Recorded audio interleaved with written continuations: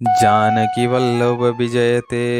नमो राघवाय। नमस्कार मित्रों, पिछले अध्याय में हमने देखा कि कैसे भक्ति, ज्ञान और वैराग्य आनंद तट पर जवान हो गए। आज हम श्रीमद् भागवत महात्म्य के चौथे अध्याय में जानेंगे, जब साक्षात भगवान श्री कृष्ण पीताम्बर पहनकर और मुरली बजाते हुए कथा मंडप में प्रकट हुए तो वहाँ क्या चमत्कार हुआ। और इसके साथ हम ब्राह्मण आत्मदेव की कथा सुनेंगे, जिनके पुत्र गोकर्ण और धुंधुकारी थे। फिर सुत जी कहते हैं, हे मुनिवर, उस समय अपने भक्तों के हृदय में अलौकिक भक्ति को उमड़ता देख भक्तवत्सल भगवान श्रीहरि अपना परम धाम छोड़कर स्वयं वहां प्रकट हो गए। नारद जी और सनकादि ऋषियों की इस सभा में भगवान का जो रूप प्रकट हुआ वह अत्यंत मनमोहक था। उनके गले में दिव्य वनमाला शोभा दे रही थी। सांवले शरीर पर सुनहरा पीताम्बर चमक रहा था और कमर में करधनी की लड़ियां सुशोभित थी। सिर पर मुकुट की लटक और कानों में कुंडलों की झलक देखते ही बनती थी। उनके छाती पर कौस्तुभ मणि चमक रही थी। उनका शरीर सजल मेघ के समान श्याम वर्ण था और उस पर चंदन का लेप लगा था। उनकी सुंदरता करोड़ों कामदेवों को भी मात देने वाली थी। वे अपनी चीर परिचित त्रिभंग ललित मुद्रा में खड़े थे और मधुर मुरली बजा रहे थे।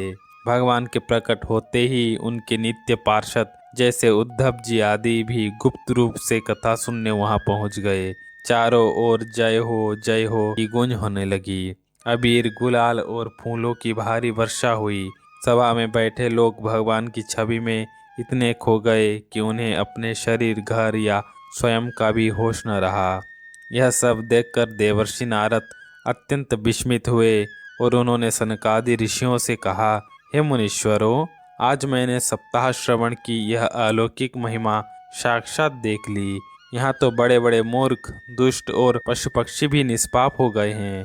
इसमें अब कोई संदेह नहीं कि कलयुग में मन की शुद्धि और पापों की विनाश के लिए भागवत कथा के समान दूसरा कोई पवित्र साधन नहीं है। नारद जी ने फिर कहा, आप बड़े कृपालु हैं। आपने संसार के कल्याण के लिए यह अनोखा मार्ग बताया है। अब कृपया यह भी बताइए कि यह सप्ताह यज्ञ के द्वारा संसार में कौन कौन से पापी लोग पवित्र हो सकते हैं। सनकादि ऋषियों ने नारद जी को उन लोगों की सूची बताई जिनका उद्धार इस सप्ताह यज्ञ से निश्चित है। सनकादि मुनि बोले, नारद, जो लोग निरंतर दुराचार करते हैं, क्रोध की अग्नि में जलते हैं और कुटिल हैं, वे इस कथा से पवित्र हो जाते हैं। जो सत्य से दूर हैं, माता पिता की निंदा करते हैं, लोभी हैं और दूसरों को दुख पहुंचाते हैं, वे भी शुद्ध हो जाते हैं। यहाँ तक कि मदिरापान, ब्रह्म हत्या, स्वर्ण की चोरी, गुरुपत्नी गमन और विश्वासघात जैसे 5 महापाप करने वाले क्रूर और निर्दयी मनुष्य भी श्रीमद् भागवत सुनने से निष्पाप हो जाता है। इस महिमा को स्पष्ट करने के लिए ऋषियों ने एक प्राचीन कथा सुनाई। तुंगभद्रा नदी के तट पर एक सुंदर नगर था, जहाँ आत्मदेव नाम के एक विद्वान ब्राह्मण रहते थे। वे वेदों के ज्ञाता और सूर्य के समान तेजस्वी थे। वे धनी थे, फिर भी भिक्षा मांगकर जीवन बिताते थे। उनकी पत्नी का नाम धुंधुली था। वह सुंदर और अच्छे कुल की तो थी, पर स्वभाव से अत्यंत क्रूर, झगड़ालू, कंजूस और अपनी बात पर अड़ जाने वाली थी। आत्मदेव और धुंधुली के पास सुख सुविधाओं की कोई कमी नहीं थी, लेकिन उनकी कोई संतान नहीं थी। जब आयु ढलने लगी तो आत्मदेव संतान के लिए व्याकुल हो उठे। उन्होंने पुत्र प्राप्ति के लिए गोदान, स्वर्णदान और भूमिदान में अपना आधा धन खर्च कर दिया, पर फिर भी उन्हें न पुत्र मिला न पुत्री। ब्राह्मण आत्मदेव हर समय इसी चिंता में डूबे रहने लगे कि बिना संतान के उनका परलोक कैसे सुधरेगा।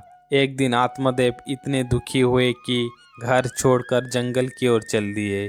दोपहर का समय था, उन्हें प्यास लगी तो वे एक तालाब के किनारे पहुंचे। संतान की चिंता ने उन्हें अंदर से सुखा दिया था, इसीलिए वे पानी पीकर वहीं थक कर बैठ गए। तभी वहां एक सिद्ध सन्यासी महात्मा जा रहे थे। जब महात्मा पानी पी चुके तब आत्मदेव उनके पास गए, उनके चरणों में सिर झुकाया और खड़े होकर जोर जोर से रोने लगे।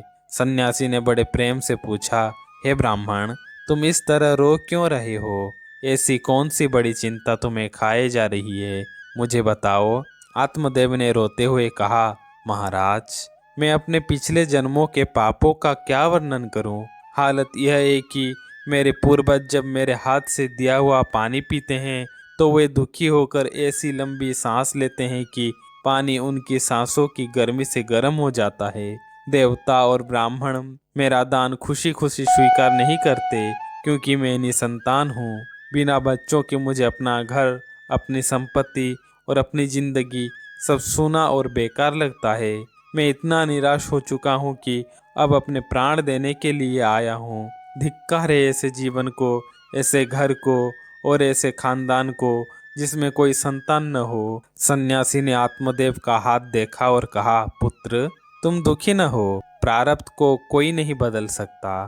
तुम्हारे भाग्य में 7 जन्मों तक कोई संतान नहीं है, इसलिए तुम इस मोह को छोड़ दो और भगवान की भक्ति में मन लगाओ। आत्मदेव ब्राह्मण अपनी व्यथा जारी रखते हुए कहा, महाराज, मेरा दुर्भाग्य तो देखिए। मैं जिस गाय को पालता हूँ वह भी बांझ हो जाती है। जो पेड़ लगाता हूँ उस पर न फूल आते हैं न फल। यहाँ तक कि मेरे घर में जो फल आता है वह भी बहुत जल्दी सड़ जाता है। जब मैं इतना अभागा हूँ तो इस जीवन का क्या मोल। यह कहकर आत्मदेव उन सन्यासी के पैरों में गिरकर फूट फूट कर रोने लगा। ब्राह्मण का विलाप देखकर योगी महात्मा का हृदय दया से भर गया। उन्होंने अपनी योग शक्ति से आत्मदेव के माथे की लकीरें देखी और विस्तार से समझाया, हे ब्राह्मण, संतान का मोह छोड़ दो। कर्म की गति बहुत बलवान होती है। मैंने तुम्हारी किस्मत देख ली है। 7 जन्मों तक तुम्हारे कोई संतान नहीं हो सकती। पुराने समय में राजा सगर और राजा अंग को भी संतान के कारण बहुत दुख उठाना पड़ा था। इसलिए परिवार की आशा छोड़कर संन्यास ले लो, उसी में असली सुख है। आत्मदेव ने हठ करते हुए कहा, महाराज, मुझे आपके ज्ञान या संन्यास से कोई लेना देना नहीं है। मुझे तो बस एक पुत्र चाहिए, चाहे जैसे भी हो। आप मुझे एक पुत्र का वरदान दीजिए, नहीं तो मैं आपके सामने ही तड़प तड़प कर जान दे दूंगा। बिना पत्नी और बच्चों के संन्यास मुझे नीरस लगता है। असली सुख तो भरा पूरा परिवार ही है। ब्राह्मण की ऐसी जिद देखकर तपस्वी महात्मा ने कहा, विधाता के लिखे को बदलने की जिद करने पर राजा चित्रकेतु को भी बहुत बड़ा कष्ट उठाना पड़ा था। तुम भी वैसा ही हट कर रहे हो। किस्मत तुम्हारे प्रयास को कुचलना चाहती है, फिर भी तुम पुत्र मांग रहे हो। याद रखना, ऐसे पुत्र से तुम्हें सुख नहीं मिलेगा। पर अब तुम मेरी शरण में आए हो तो मैं क्या करूं। जब महात्मा ने देखा कि आत्मदेव किसी भी तरह अपनी जीत छोड़ने को तैयार नहीं है, तब उन्होंने दया करके उसे एक दिव्य फल दिया और कहा, इसे अपनी पत्नी को खिला देना, इससे एक पुत्र होगा। लेकिन याद रहे, तुम्हारी पत्नी को 1 साल तक सत्य बोलना, पवित्र रहना, दया करना, दान देना और दिन में केवल एक बार भोजन करने के नियम का पालन करना होगा। यदि वह ऐसा करेगी तो बालक बहुत ही शुद्ध और उत्तम स्वभाव वाला होगा। यह कहकर योगीराज चले गए और ब्राह्मण खुशी खुशी घर लौटा। उसने वह फल अपनी पत्नी धुंधुली को दे दिया और स्वयं किसी काम से बाहर चला गया। धुंधुली स्वभाव से टेढ़ी थी। उसने फल खाने की बजाय अपनी सहेली से रो रो कर अपनी शंकाएं बतानी शुरू की। सखी, फल खाओ तो पेट बढ़ जाएगा, खाना पीना छूट जाएगा और मैं कमजोर हो जाऊंगी। फिर घर का कामकाज कौन करेगा। अगर गांव में डाकू आ गए तो भारी पेट के साथ मैं भागूंगी कैसे। अगर बच्चा पैदा होते समय तिरछा हो गया या बाहर नहीं निकला तो मेरी जान चली जाएगी। मैं सुकुमारी भला प्रसव का भयंकर दर्द कैसे सहूंगी। मैं बीमार पड़ी तो मेरी ननंद आकर घर का सारा सामान बटोर ले जाएगी और मुझसे यह नियम धर्म पालन नहीं होगा। बच्चा पालने में बहुत कष्ट है। मेरी नज़र में तो वही औरतें सुखी हैं जो बांझ हैं या विधवा हैं। इन कुतर्कों के कारण उसने वह फल नहीं खाया। जब पति आत्मदेव ने पूछा, क्या तुमने फल खा लिया, तो उसने झूठ बोल दिया, हाँ स्वामी, खा लिया।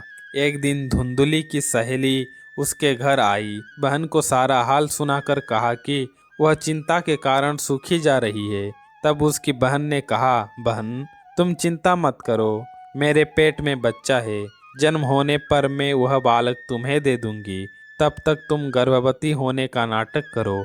बदले में तुम मेरे पति को कुछ धन दे देना। हम लोगों में यह बात फैला देंगे कि मेरा बच्चा जन्म लेने के बाद मर गया और मैं रोज तुम्हारे घर आकर अपने बच्चे को दूध पिला दिया करूंगी। बहन ने आगे कहा, रही बात उस फल की, तो उसकी सच्चाई परखने के लिए उसे गाय को खिला दो। धुंधुली ने वैसा ही किया।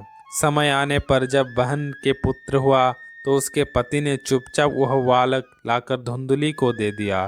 धुंधुली ने आत्मदेव से कह दिया कि उसने पुत्र को जन्म दिया है। पूरे नगर में खुशियां मनाई गई। आत्मदेव ने ब्राह्मणों को दान दिया और उत्सव मनाया। धुंधुली ने एक और चाल चली और कहा, मेरे स्तनों में दूध नहीं है, इसलिए मेरी बहन को यहाँ रख लीजिए, वही इसे पालेगी। आत्मदेव मान गए और उस बालक का नाम धुंधकारी रखा गया।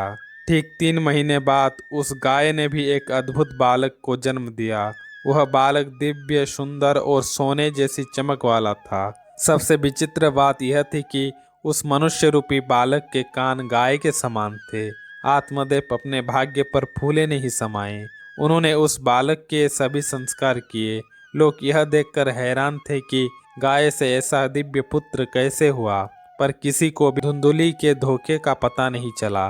कानों के कारण उस बालक का नाम गोकर्ण रखा गया। समय बीतने के साथ दोनों बालक जवान हुए, लेकिन उनके कर्मों ने आत्मदेव के घर को स्वर्ग और नरक के 2 किनारों पर खड़ा कर दिया। गोकर्ण महान पंडित, ज्ञानी और शांत स्वभाव के हुए। धुंधकारी साक्षात पाप का अवतार निकला। ब्राह्मणोचित आचरण तो दूर, उसमें इंसानियत भी नहीं बची थी। वह अशुद्ध भोजन करता, गुस्सैल था और चोरी डकैती उसका पैसा बन गया था। उसकी दुष्टता की कोई सीमा नहीं थी। धुंधकारी खेल खेल में पड़ोसियों के बच्चों को गोद में उठाता और कुएं में फेंक देता था। वह अंधे और लाचार लोगों को सताता और चांडालों की संगति में रहता था। वेश्याओं के पीछे उसने अपने पिता की उम्र भर की कमाई लुटा दी। यहाँ तक कि उसने अपनी माता और पिता को पीटकर घर के बर्तन तक बेच दिए। जब सब कुछ नष्ट हो गया तब आत्मदेव फूट फूट कर रोने लगे। इससे तो अच्छा था कि मेरी पत्नी बांझ ही रहती। कुपुत्र होने से अच्छा तो निसंतान होना है। अब मैं इस बुढ़ापे में कहाँ जाऊँ? कौन मेरा दुख बांटेगा? अपने पिता को व्याकुल देखकर परम ज्ञानी गोकर्ण उनके पास आए और उन्हें जीवन की सच्चाई का बोध कराया। गोकर्ण ने कहा, पिताजी, यह संसार असार है, केवल दुखों और मोह का जाल है। न कोई किसी का पुत्र है, न धन अपना है। संसार में असली सुख न तो इंद्र को है, न किसी चक्रवर्ती राजा को। सच्चा सुख केवल उस मुनि को है जो सब कुछ त्याग कर एकांत में प्रभु का भजन करता है। यह मेरा पुत्र है, इस अज्ञान को त्याग दीजिए। यह देह नश्वर है और मोह नरक का द्वार है। अब आप सब कुछ छोड़कर वन में चले जाइए और केवल भगवान की शरण लीजिए। गोकर्ण की बातें सुनकर आत्मदेव का मोह भंग हो गया। उन्होंने वन जाने का निर्णय लिया, लेकिन जाने से पहले गोकर्ण से पूछा, बेटा, मैं तो अब तक अज्ञान के अंधेरे घर में पड़ा रहा। अब मुझ पर दया करो और विस्तार से बताओ कि वन में मुझे क्या करना चाहिए। गोकर्ण ने बहुत ही सरल और प्रभावी शब्दों में समझाया कि पिताजी, यह शरीर हड्डी, मांस और खून का एक पुतला मात्र है। इसे मैं समझना छोड़ दीजिए। साथ ही पत्नी और बच्चों को अपना मानना बंद करें। इस संसार की हर वस्तु क्षण भंगुर है। यहाँ कुछ भी स्थायी नहीं है, इसलिए किसी भी चीज से मोह न रखें। केवल भगवान की भक्ति ही सबसे बड़ा धर्म है। साधु संतों की सेवा करें और दूसरों के गुण दोष देखना छोड़ दें। केवल भगवान की कथाओं का रसपान करें। पुत्र की सीख मानकर 60 वर्ष की आयु में आत्मदेव ने घर त्याग दिया। वन में जाकर वे पूरी दृढ़ता के साथ भगवान की सेवा में लग गए। वे नियम से श्रीमद् भागवत के 10वें स्कंद का पाठ करने लगे। इस भक्ति के प्रताप से उन्होंने साक्षात भगवान श्री कृष्ण को प्राप्त कर लिए। इस प्रकार पद्म पुराण के उत्तरखंड में श्रीमद् भागवत महात्म्य के अंतर्गत ब्राह्मण आत्मदेव की मुक्ति नामक 4था अध्याय समाप्त हुआ। नमो राघवाय।